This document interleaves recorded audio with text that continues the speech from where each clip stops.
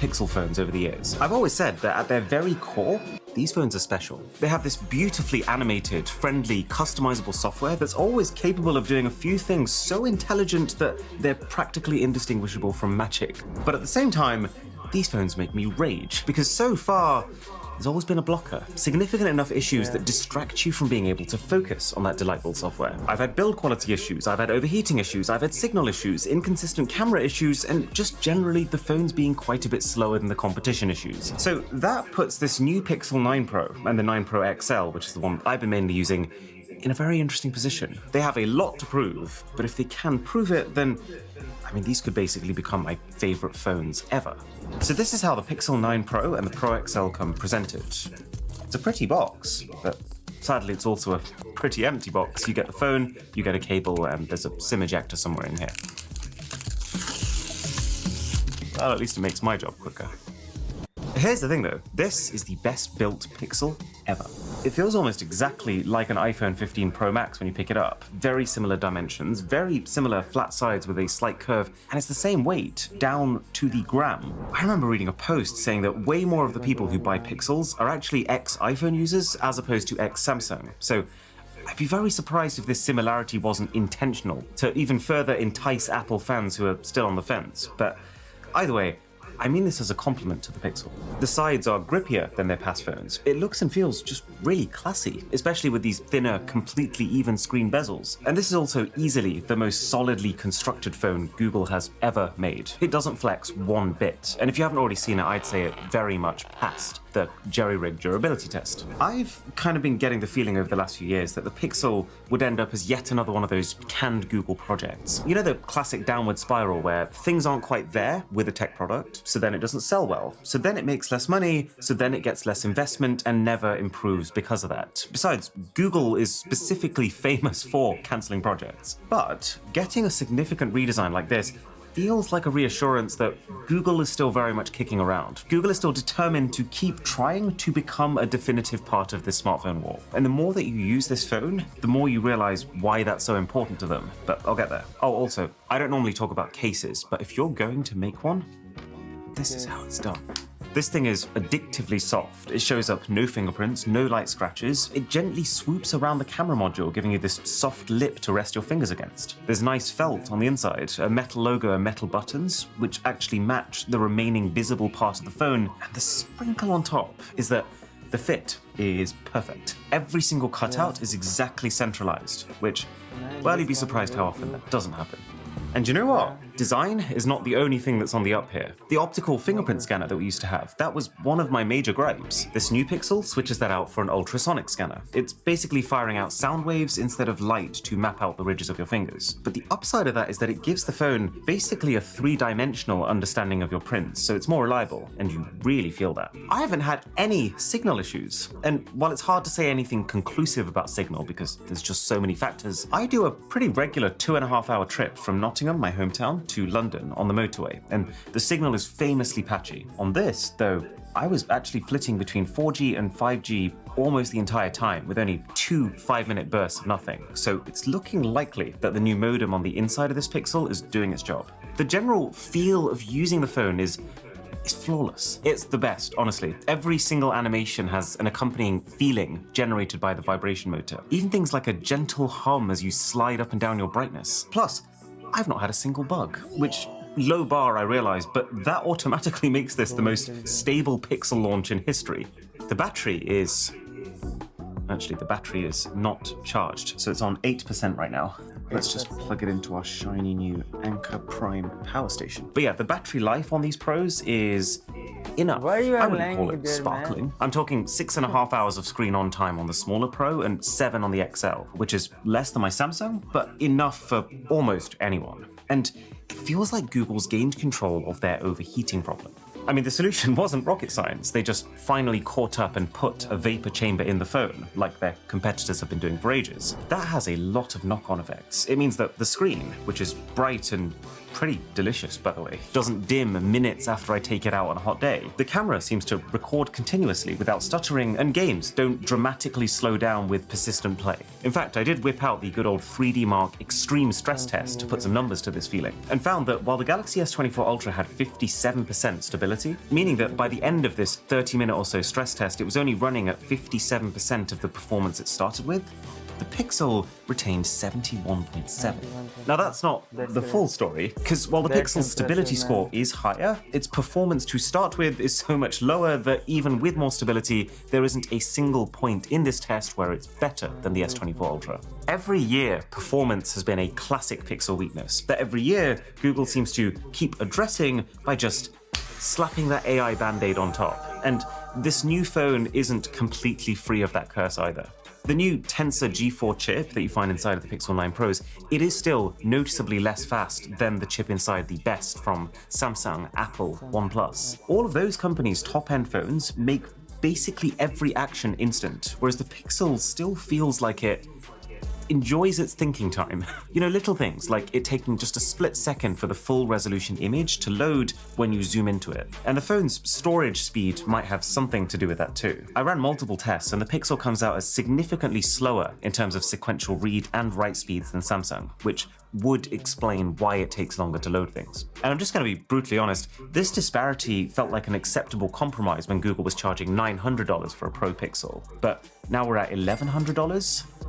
It needs to get on that level. That said, in a way it's actually better than I thought it would be. I was expecting gaming, for example, to be a flop, but this is Zenless Zone Zero. This is as difficult as mobile games get to run, and I've played this for an hour at a time on absolutely maxed out settings with no issues, apart from some slightly toasty side rails. And also, this chip, combined with now 16 gigabytes of RAM by default, seems to drastically speed up AI tasks. I'm talking like 50% faster than they used to be, which was much needed. One of the key things that got to me with last year's Pixel 8s was how stark the difference was between how easy and instant Google made AI photo editing look at their launch event versus the fiddly reality of it on the phones, made many times worse by the 5 to 10 second loading time in between every single action. And so the fact that this stuff is so much faster here, it already starts to alleviate my blood pressure. As for all the new AI stuff they announced, I'd say most of it feels a little half-baked, which is a phrase I think I've used to describe every single AI phone this year. But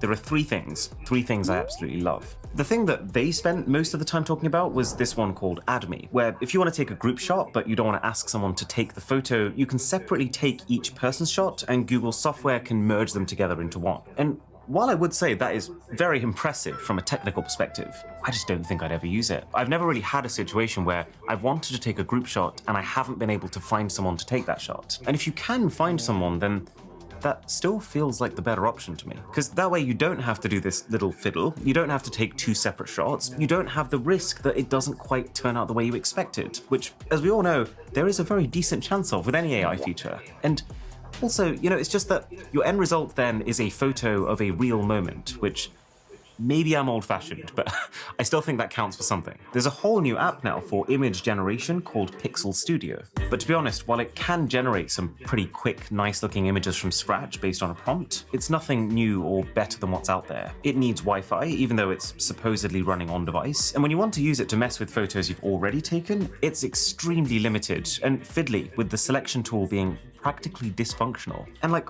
what on earth is this? Why are the two key options for your next generation AI photo editing app to add a caption or add a sticker? This would have been cool if we were still living in the year 2000. The phone's assistant is in a slightly weird place. Basically, this phone's default assistant is Gemini. Gemini is more heavily AI powered, it's way smarter, but it also seems to have a lot of limitations with how it can interact with your apps, and also doesn't do some of the more basic things that Google Assistant used to do. So it feels like we're at this pretty clumsy middle phase where you get both, and you can switch between them depending on the feature set you want, which makes me feel very much like a beta tester. Oh, but the Magic Editor is starting to get pretty interesting though. I was playing around yesterday with the feature that allows you to zoom out of a photo that's already been taken, and I couldn't believe it. Like, look at this shot. I click the auto framing button and bam, it's understood that this wooden beam along the top has got to continue. It's understood that there's an extra step here and has estimated what it's likely to look like. It's understood that the trees are thinning around here, so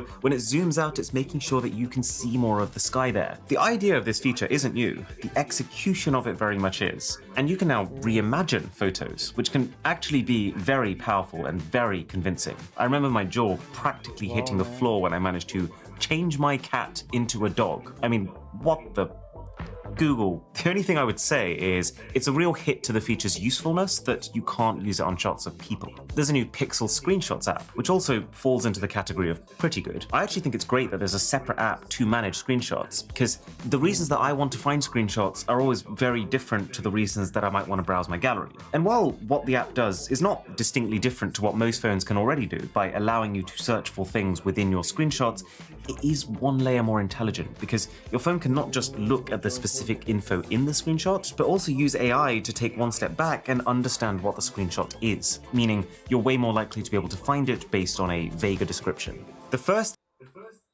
Man, this feature is really good. If you see these photos, zoom out feature, this is really good. And also this other features which let AI to give information of photos, what is present inside the photo, if there is any object or any building or any dog or any animal, any kind of thing, it will give you information about that thing. That is a really cool feature of this phone.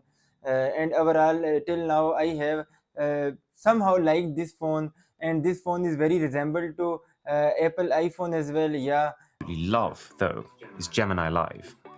It's basically the AI that you're used to, but in a much more free-flowing way than I think we've ever experienced. You talk, you listen, you can talk over the AI, there are no trigger buttons or trigger words. It allows you to have something that very closely resembles a real human conversation. Let's do a little live demo. I'm debating between going for an Android phone or an iPhone. I'm a simple person.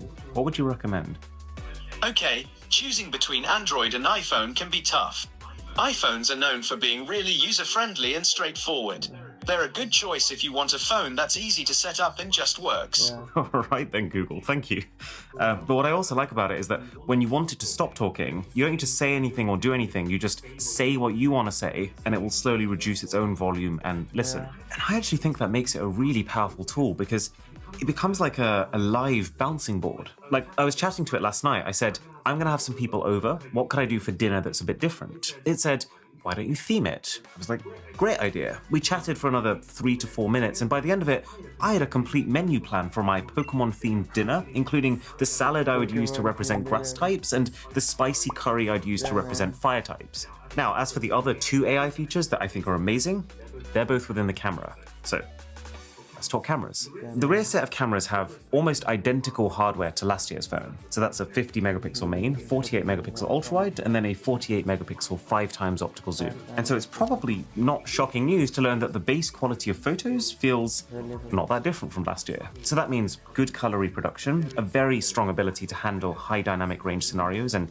control those bright spots, very comparable levels of detail to Samsung's highest end Galaxy S24 Ultra, but then a night mode that's good, but just a little softer than Samsung's, and a portrait mode that I think it's fair to say falls behind. Like, look at the edge detection here versus the Galaxy. It really gives itself away as a phone photo. And upsettingly, many of the frustrations I had with last year's phone are also still present here. Zooming in and out is still very laggy. It makes it feel unpolished. The camera preview can still get grainy, even if the end photos are not. The transition between lenses feels jumpy. There's weird limitations, like you can't use your 5x zoom lens to take portraits, nor can you use it for slow-mo, with instead the phone opting for some very poor quality digital zoom. And this really cool cinematic blur mode is 1080p only. But the front camera is new. This is now a 42 megapixel sensor. That's the reason for the fairly large cutout, and I'll take it. It lets you go super wide if you want to get those group shots. I don't think I've ever seen a phone go wider than this. But also I was pleasantly surprised by the detail. And you can also shoot some pretty solid 4K video, because yes, Google has put some work in to bring up the video quality on the Pixels too. And that leads me on to the AI feature, Video Boost. It's kind of strange, but when you're taking video on this phone, this only works on your rear cameras, by the way, you have the option to boost that video. If you select the option, then your phone will keep the footage largely unprocessed, so that the next time you're on Wi-Fi, it can upload it to the cloud and get Google's super-powered data centers to process it even better than your phone itself could. It improves the colors, the dynamic range, the stabilization. It can completely rescue grainy footage taken in low light, which was one of the biggest weaknesses of past Pixel phones. It can even upgrade the resolution to 8K, and it's one of those features that you feel like it shouldn't work. It almost sounds like some kind of elaborate scam. but it does. I guess you could say there is a hidden cost associated with it though, because like if you want 8K video boosted content, you're going to need a heck of a lot of cloud storage, specifically Google Cloud storage. You'll need about 800 megabytes per minute of it. And also, you need to be very careful with this phone about joining other people's data hotspots, because your phone will pick them up as Wi-Fi networks, and before you know it, you could have burnt through 10 gigabytes of their data, obliviously boosting your videos in the background without you even realizing. I know this from personal experience. Doesn't make you popular.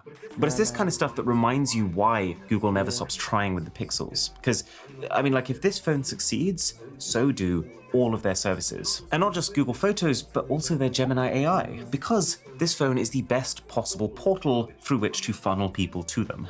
It's also very clear that this is why Google is like the only company still shipping a top-of-the-line Pro phone, starting with just 128 gigabytes of onboard storage. Which, to be honest, combined with it costing a whole $100 extra just to get to 256,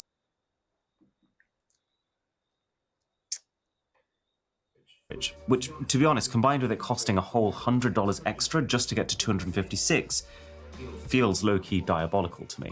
But then, here is the other thing about this camera. The zoom. See, the baked-in super res zoom feature that Pixels have is already good. Like when you zoom in 30 times and you take the shot, a surprising amount of improvement is made after that capture. To the point where I would say the Pixels long-range zoom shots are already 95% as good as those on Samsung's S24 Ultra. And that's one of that phone's key selling points. But then, add in the new Zoom Enhance AI feature on top of that, and Samsung gets absolutely murdered. Now this obviously does open a can of worms, because what Google is doing here is inventing detail. It's not completely consistent, and it's perfectly possible that this texture it's creating isn't completely real. So is it actually the better zoom camera? I guess that's up to you. But which image would I rather have? That's pretty clear. It's the Google. The final thing I would add about cameras is the very underrated panorama mode. This is the best phone for taking panoramas. It makes them really easy to take, they're super detailed, and each photo is stitched together extremely seamlessly. Okay, so is this phone good? Yes, it is. The Pixel 9 Pro either improves upon or completely fixes about 70% of my issues with past Pixels. Everything from cameras to performance to AI. It does that with classic Google perks like this joyous software and 7 years of Android updates, with then extras that I didn't even know I wanted, like this big redesign, or, well actually, forget the redesign. Look at this case. Look at this case. I really like this thing. The key cons are just, well, you're basically paying $1,200 for the XL model because no one wants a flagship phone with just 128 gigabytes of storage, and it's still not as fast as the competition. Okay, it's been an hour and the phone is on 67% while I've been using it the whole time. And you want to know why? It's because of the new Anker Prime charging station. The company is sponsoring this video, but that doesn't change the fact that this is the new gold standard for a setup. It's got a total output of 250 watts, so one cable into here, and this thing can happily charge your laptop, 3 phones, and 2 other gadgets all at full speed. Plus, it's got a 2.26-inch LCD interactive charging display, which gives you immediate updates on charging status and speed. But there is more. There's a new Fusion power bank, which is so cool because this is basically a full-on wall charger, and then as soon as you want to go somewhere, you automatically have a fully charged 9,600 mAh battery pack. Not to mention the docking station, which is this absolutely ridiculous 14-in-1 charging and data transfer solution. You can turn a desk like this into a desk like this with one of these. This stuff right here is, no exaggeration, currently the top contenders for what we're going to be kitting out our next-gen studio with. So check out the full Anker Prime lineup in the link below. So we are done with the video. If you like the video, then press the like button and comment any suggestion you have from me. I will see you in next video. If you wanna see, you can see my past video here. Till then, bye.